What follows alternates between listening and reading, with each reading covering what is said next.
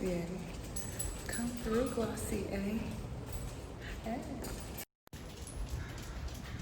Another beautiful day in the park. I'm actually in a new side of the park by the boats. I don't know if you can see that.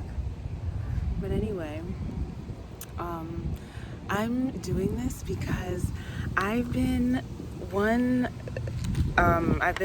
a lot of women, as a lot of this awakening is happening, a lot of women are really stepping into their divine feminine. So divine feminine has been like a major topic, just everywhere. Like anywhere where we're talking about spirituality and women, the divine feminine is a topic.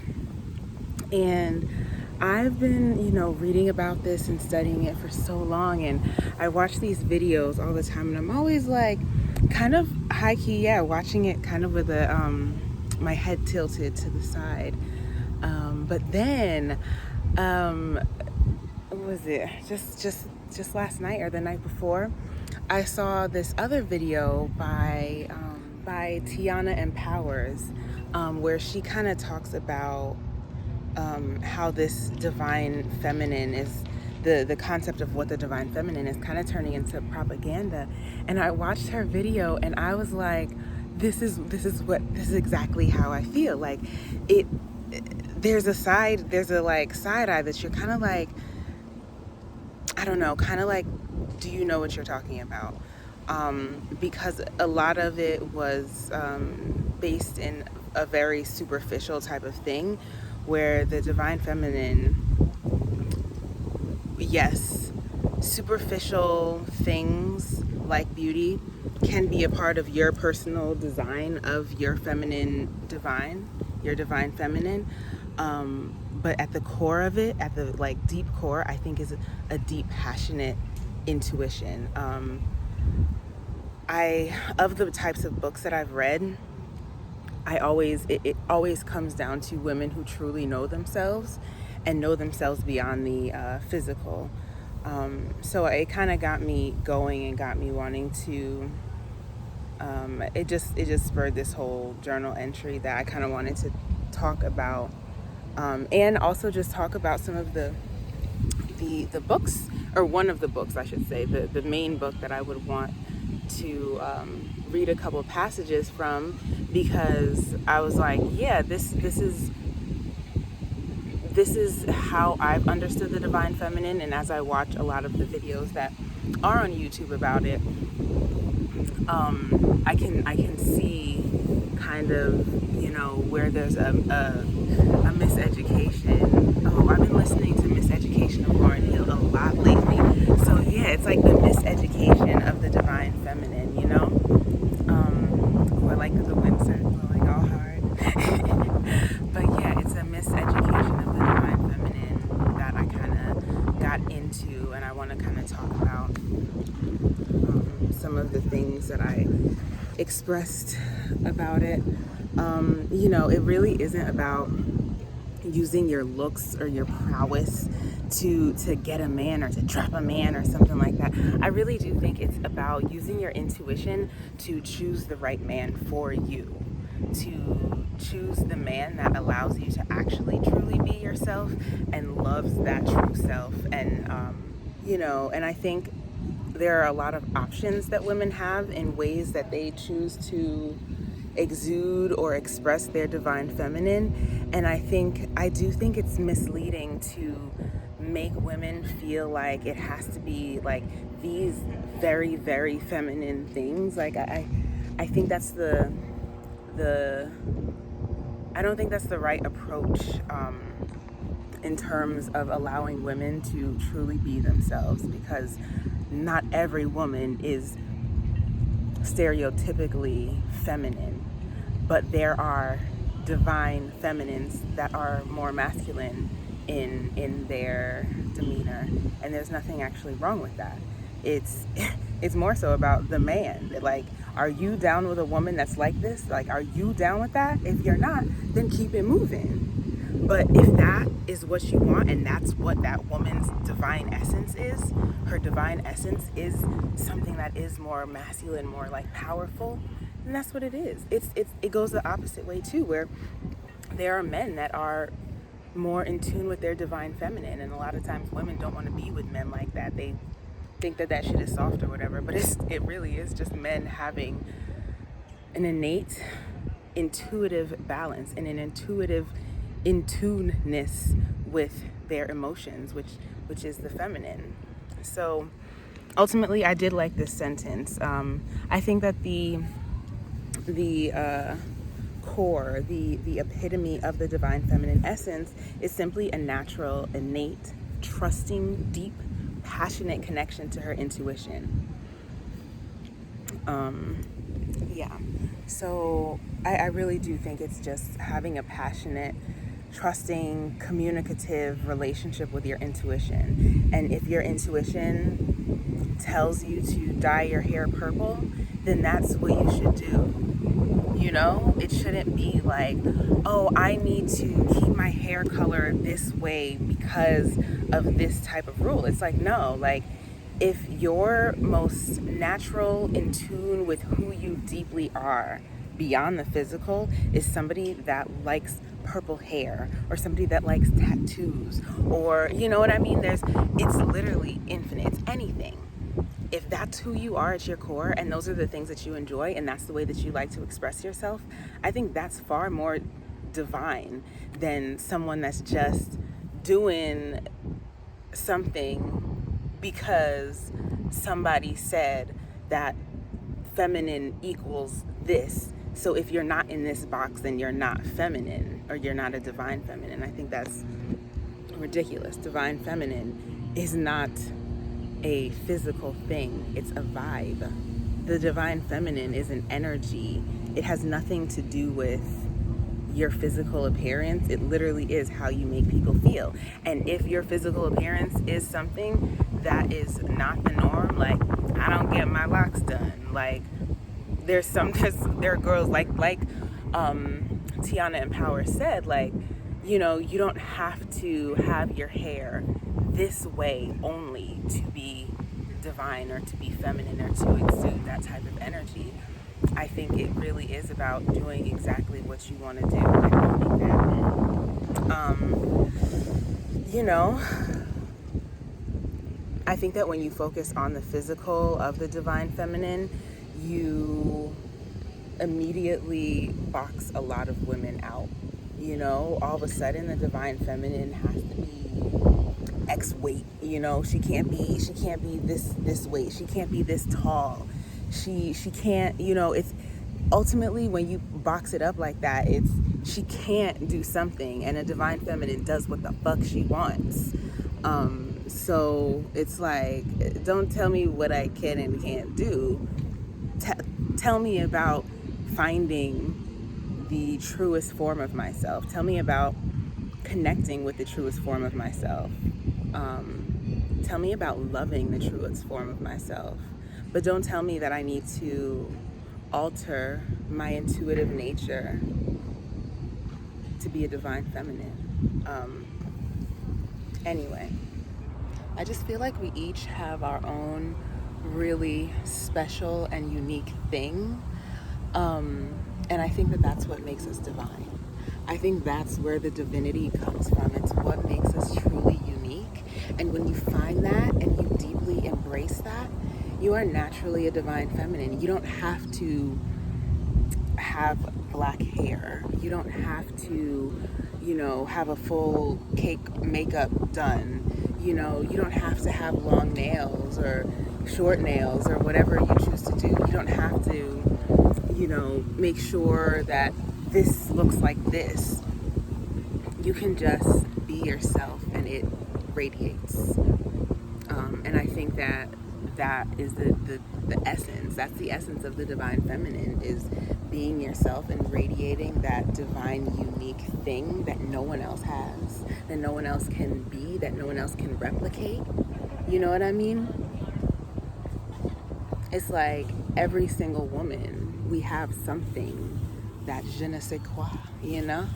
That little something special that no other, you know, other women may try to copy it, act like it, but nobody else gonna get it. Nobody else gonna get it like her, like me. you know? So I think there's so much focus on the physical aspect of what the divine feminine is, that, you know, we're forgetting that it's you can't dictate the divine feminine. The divine feminine is or it ain't, you know? Either you know yourself and you are yourself and you love yourself, or you don't, you know? So if the way that you love yourself is the type of woman that does these things, then that's cool. But all of it should be based on intuition. All of it should be based on someone loving you at your most intuitive state, someone loving you as you naturally are without having to adjust. I think that when you truly love yourself, you just care for yourself naturally in a way, but also you allow yourself some duality. You allow yourself the freedom to be more than just one thing. The reality is if you haven't figured out how to silence the world around and like really hear what you want and hear what you like and hear what you want to express and understand why you want to express that, you know, I don't know how else one could tap into that intuition to truly embody the divine feminine unless it's coming from a very deep and soulful place. The divine feminine cannot come from a space of superficiality or a realm of the physical. The divine feminine is an energy, you know? So I think there are so many ways to interpret that, but at the end of the day, it comes down to self-love, you know?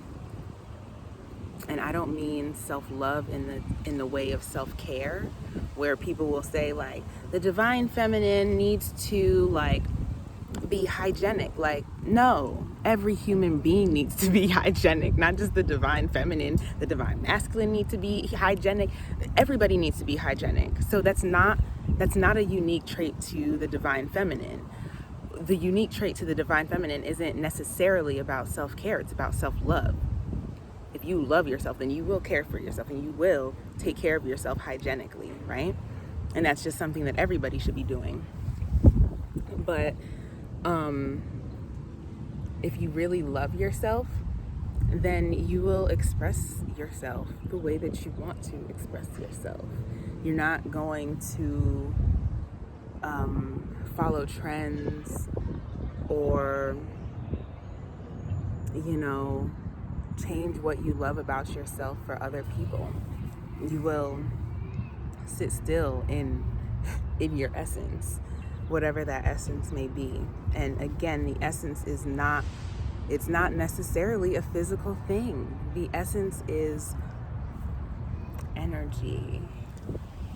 I think that when we talk about the divine feminine, it's often a mistake to not talk about the divine masculine, because just because we're divine feminine doesn't mean that we don't have divine masculine too. Like the reality is the divine feminine has mastered the art of balancing that shit. She's already mastered the art of her divine masculine energy and her divine feminine, and when she learns how to allow both of those energies flow through her body freely, then too, the divine masculine needs to tap into his divine feminine and learn how to flow that energy equally through his body, just as the divine feminine does. So again, it's nothing about gender or sex. It is an energy flow. It is an energy flow that is going through your body, and both of them exist. The feminine exists and the masculine exists within us.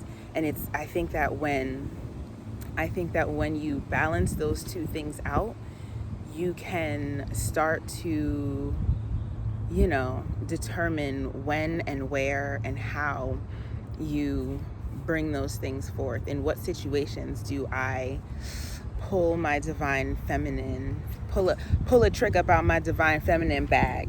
You know, when do I pull a trick about my divine masculine bag? Because I can do both. Duality, baby.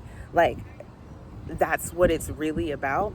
And everybody's just like, it's all about this superficial, physical, woman essence, but it's like, nah, it's about both. It's about both the divine feminine and the divine masculine. Anyway, masculine energy, literally in form, looks like a straight line. It's direct, it projects, it gives forth, it secures. The feminine energy, on the other hand, they were shook. The feminine energy in its form looks like a circle. It looks cyclical, like a cycle. Feminine energy is more cyclical. Masculine energy is a straight line. I mean, you can instantly just start to analyze that in the physical way, where you think about the physicality of a man and a woman and the physical makeup of our bodies. Sure, but when you start to do that, that's when you get into the physicality, and then that's when the stereotypes start. And it's not that. You need both.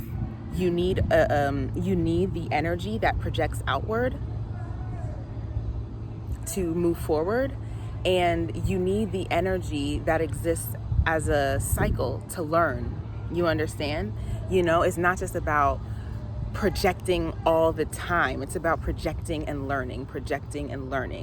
A cycle that is... I saw this... There was this one time I saw this image of a galaxy, or not an image, it was like a video of a galaxy moving through time and space. And it was like spinning and going forward. So it was like this... It's just like that. It's that galaxy has balanced its feminine and masculine. So it's going in a circle, but it's also going somewhere. It's projecting somewhere.